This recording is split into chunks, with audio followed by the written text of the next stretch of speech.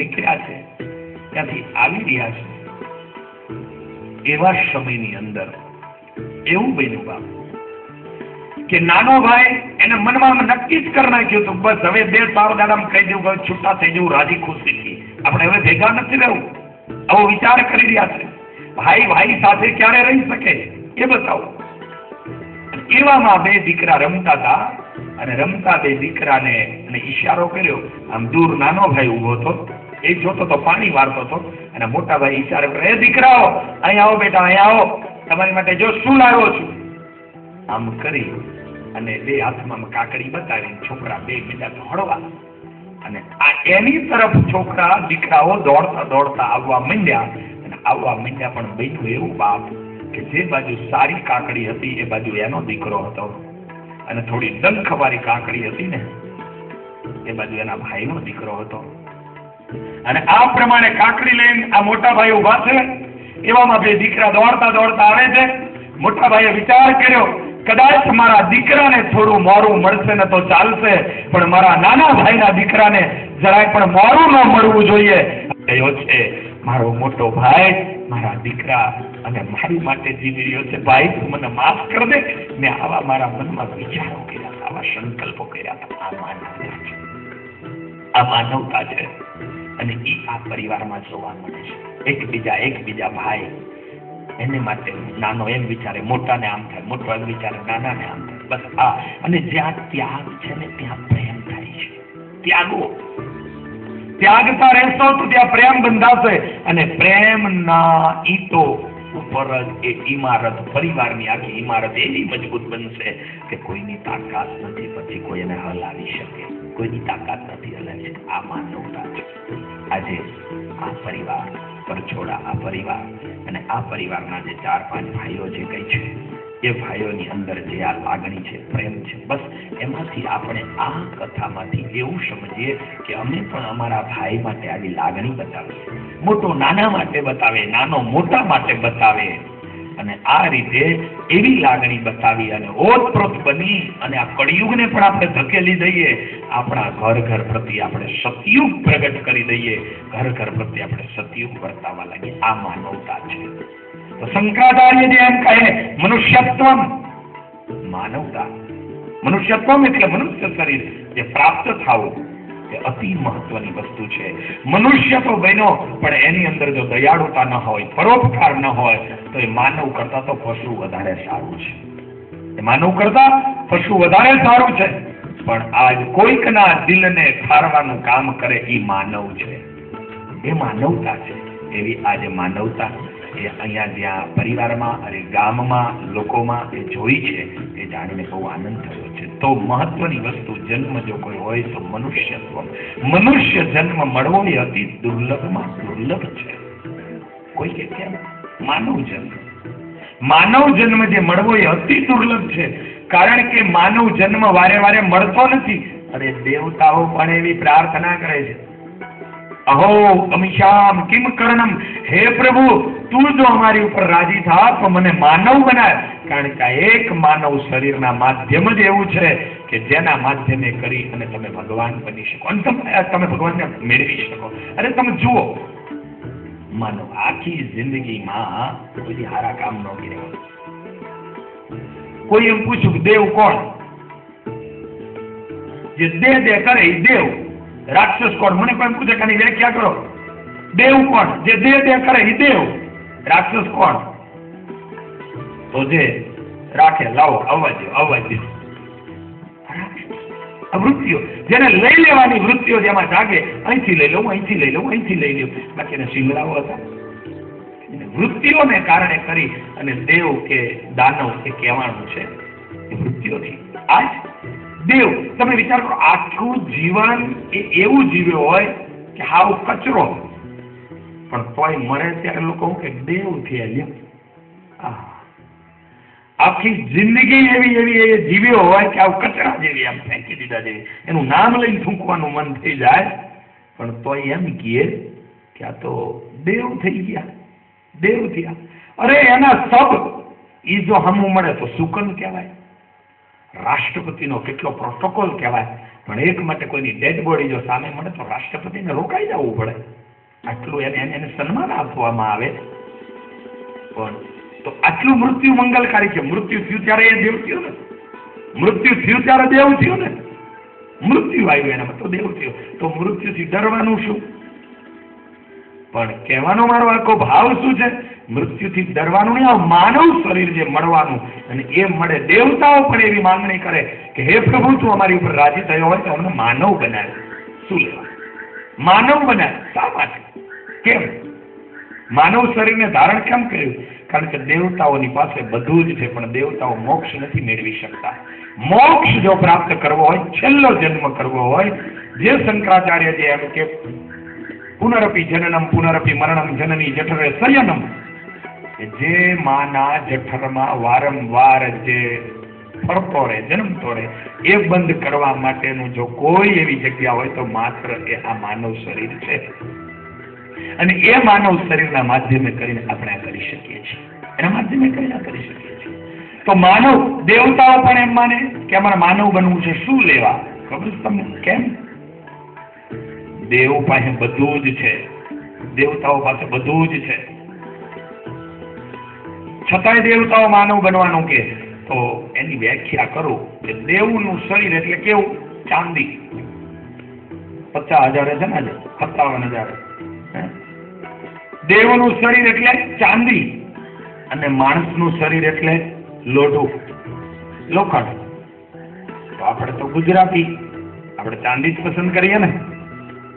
પછી એમ જ કહીએ ને કે તો માણસ નથી બનવું, તો આપણે દેવ જ બનવું છે, આવું પસંદગી કરીએ ને.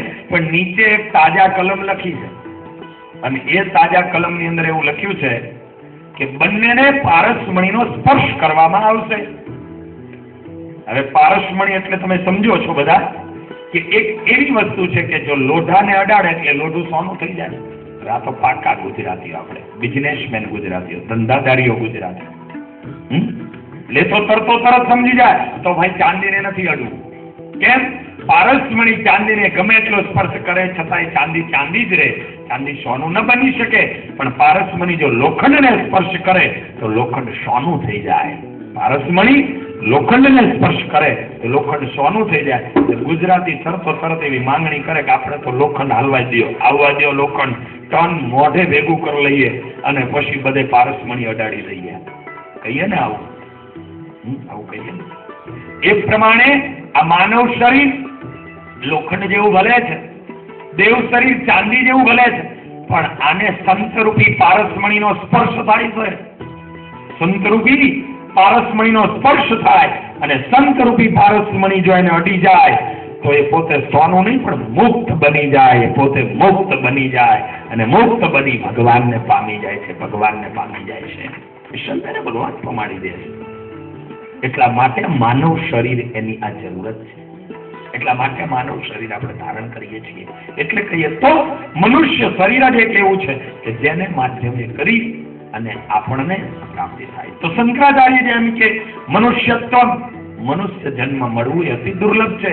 ચલો મનુષ્ય જન્મ મળી ગયું, પણ માનવ જન્મ મળ્યા પછી જિજ્ઞાસા ન હોય તો મનુષ્યત્વમ મોક્ષત્વમ. કોઈ દી મંદિર સામું જોતો ન હોય, કોઈ દી કોઈ ધર્મ જેવું રાખતો ન હોય, પશુ કરતા બહેતર જીવન જીવતો હોય, પશુઓ કરતા બહેતર જીવન જીવતો હોય, પછી તો ભગવાન એમ કે પશુ ઘડતા નર ઘડ્યો, ભૂલ્યો સિંહને પૂછ. પશુ ઘડતા નર ઘડ્યો, ભૂલ્યો સિંહને પૂછ. ભગવાન કે હવે આને પશુ બનાવવાનો હતો પણ ભૂલથી માણા બનાવી દીધો છે. માત્ર એટલી તકલીફ રહી ગઈ કે સિંગડાને પૂંછડા નાખવાનું રહી ગયું.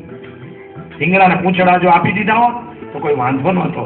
તો આવો જન્મ એ કોઈ જન્મ નથી, એ તો તમને મળેલી જે ચિંતામણી એને તમે ગુમાવી રહ્યા છો. તો મનુષ્યત્વ મુમુક્ષત્વ, કોણ મહાન કોણ દુર્લભ? તો મનુષ્ય જન્મ તો મળે, પણ મનુષ્ય જન્મ મળ્યા પછી મુમુક્ષત્વ એટલે જિજ્ઞાસા, જ્ઞાન પ્રાપ્ત કરવાની ઈચ્છા, મોક્ષ પ્રાપ્ત કરવાની ઈચ્છા, જિજ્ઞાસા જે થવી એ અતિ દુર્લભ છે. અને એ આ પરિવાર, એ અમારે ચંદુભાઈ વિનુભાઈ આવ્યા ને સ્વામી, બસ અમને ભાવ થઈ ગયો. એવો પ્રેમી પરિવાર, ભાવ થઈ ગયો. એના કેવા શબ્દો હતા ખબર છે? તો ના પાડતા તમે આવું બોલતા નહીં, પણ કહું એના કેવા શબ્દો હતા? બસ અમારે લૂંટી લેવા. એની આંખમાં એક બાજુ આહુડા આવેલા જતા હતા અને એક બાજુ એના મુખમાંથી શબ્દો હતા, અમારે લૂંટી લેવા છે, લૂંટી લેવા છે. શું એનો ભાવ હશે? વિચાર કરો. આને કહેવાય જિજ્ઞાસા વૃત્તિ, આને કહેવાય મુમુક્ષત્વ. કે સારો સાધુ મળ્યો, સારો સંત મળ્યો તો એની પાસેથી બસ અહીંયા આપણું મન સ્થિર થઈ જવું જોઈએ, પછી જ્યાં ત્યાં ડામાડોળ ના થવું જોઈએ. બસ હવે પૂરું, અહીંયાથી પૂરું. આ મુમુક્ષત્વ પણ, આ જિજ્ઞાસાપણું સાચું. આપણે ઘણી વખત આપણે એવા જડ બની ગયા હોય કે આપણને ખબર કે આના કરતા સારું છે, આ સાચું છે, આ બરોબર છે, તોય છતાં બે દાડા ભૂલી જઈએ પાછું. મુમુક્ષત્વપણું તો મુમુક્ષ જિજ્ઞાસા વૃત્તિ, મારે ભગવાન મેળવવા છે, મારે મોક્ષ મેળવવો છે, આવી જે મુમુક્ષપણું આવવું એ આ દુર્લભ છે.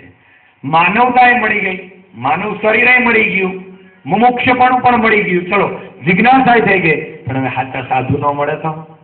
એટલે કીધું કે સાધુ પુરુષ સંશ્રયા, સાધુનો સંગ ન મળે તો, એવા સારા દેશકાળ ન હોય, એવા સારી પરિસ્થિતિ ના હોય, એવો સંગ ન મળે તો શું કરો તમે? એટલે અતિ દુર્લભ મનુષ્ય જન્મ, એથી પછી મુમુક્ષપણું, અને એ બધું મળ્યા પછી સાધુ પુરુષ સંશ્રયા, સાધુ પુરુષનો સંગ જે થાવો, સંત પુરુષની ભેગા બેસવું, એનો સત્સંગ કરવો, એ અતિ દુર્લભમાં દુર્લભ વસ્તુ છે. સાધુ પુરુષનો સંગ થઈ જાય, મુક્તિ મળી જાય, મોક્ષ મળી જાય, અને સાધુ પુરુષ કે ભગવાન એ મળે ને, આ લોકના પદાર્થો ન મંગાય, આ લોકના પદાર્થો ન મંગાય. શું મંગાય? રાષ્ટ્રપતિ સાબરમતી જેલની શું કહેવાય મુલાકાતે આવ્યા. એ મુલાકાતે આવ્યા ને પછી રાષ્ટ્રપતિએ એની સભા કરી, મુલાકાત કરી, બધી મુલાકાત કરીને રાષ્ટ્રપતિએ કીધું કે હવે મારે એક એક વ્યક્તિની ખોલીઓ ઉપર જવું છે, મળવું છે. ભલે તૈયારી થઈ ગઈ, બધા પોતપોતાના ત્યાં વૈયા ગયા. રાષ્ટ્રપતિ એક જગ્યાએ ગયા અને જઈને કીધું ભાઈ કઈ તકલીફ? મને ટાઈમે ખાવાનું નથી મળતું, ડાયાબિટીસ વાળો છું. ચલો કહી દઉં છું, અને ખાવાનું ટાઈમે મળી જશે. આગળ બેઠા એને બહુ સારી સારી વાતો કરી રાષ્ટ્રપતિએ કે ભાઈ આ માનવ શરીર આત્મે આછો તો કાયદામાં રહેજો, કાયદા પ્રમાણે જીવજો. આ તમને દંડ, એ દંડ નથી, તમને સુધરવાની તક આપવા માટે આ દંડ આપવામાં આવે છે, આવું બધું કીધું. અને પછી રાષ્ટ્રપતિ નીકળે એટલે કીધું ભાઈ ડાયાબિટીસ વાળો છું, ટાઈમે ખાવાનું નથી મળતું, ચલો આ લખી લ્યો અને ટાઈમે ખાવાનું આપી દો. રાષ્ટ્રપતિનો ઓર્ડર થાય એટલે તો કરવું જ પડે. આગળ બીજે મળે પંખો નથી ખોલીમાં, અને પંખો નંખાવી દેજો. ત્રીજે આગળ વધ્યા તો કે 2 રોટલી ઓછી મળે છે અને 4 રોટલી આપજો. આમ કરતા કરતા કોઈ આ માંગ્યું, કોઈ તે માંગ્યું, રાષ્ટ્રપતિએ બધું કહેતા કે આપજો આપજો આપજો આપજો આપજો. છેલ્લી ખોલીએ પહોંચ્યા અને છેલ્લી ખોલી ઉપર જયારે પહોંચ્યા ત્યારે એ ભાઈને પૂછ્યું, બોલો ભાઈ તમારી કઈ ઈચ્છા છે? અને પેલા હાથ જોયા. હું એવું જાણું છું કે આપની પાસે એવો કાયદો છે, આપનો એટલો કહેવાય પાવર છે, આપનો એટલો મોટો પાવર છે કે આપ જો ધારો તો ફાંસીની સજા થઈ હોય એને પણ તમે મુક્ત કરી શકો છો. હું તો એક આજીવન કેદી છું કે મને મૃત્યુદંડની સજા નથી થઈ, પણ મને આજીવન કેદ થઈ છે. આપણી પાસે એટલું માંગુ છું કે હવે મારે વ્યવસ્થિત જીવન જીવવું છે, કાયદા પ્રમાણે જીવવું છે. મને આપ જરા આ ગુનામાંથી માફી અપાવો. અને રાષ્ટ્રપતિ ત્યાં કણે સિગ્નેચર કરી અને એને મુક્ત કરી દે કે જાઓ અને છોડી દો. તો આ શરીર જે મળ્યું, સાધુ મળ્યા, ભગવાન મળ્યા, એની પાસેથી આ દુનિયાની રોટલીઓ, આ દુનિયાના પંખા, આ દુનિયાના પદાર્થો એ ન મળાવ્યા, એ ન મંગાય. એની પાસે મુક્તિ મંગાય. એની પાસે શું મંગાય? મુક્તિ મંગાય. કે બસ હવે આમાંથી મુક્ત કરવાનું છોડાવો. અમને કાંઈક લોકો મળે ને દુખિયારા મળે, બધા લ્યો આમ નથી ને આમ નથી ને, માટે ભગવાનને પ્રાર્થના કરીએ, ભગવાનનું તપ કરીએ, બધું થાય ને હરખું હાલ્યા કરે કરીએ બધું. પણ એવા બહુ ઓછા મળે કે ભગવાન મળે ને એવી દયા કરજો.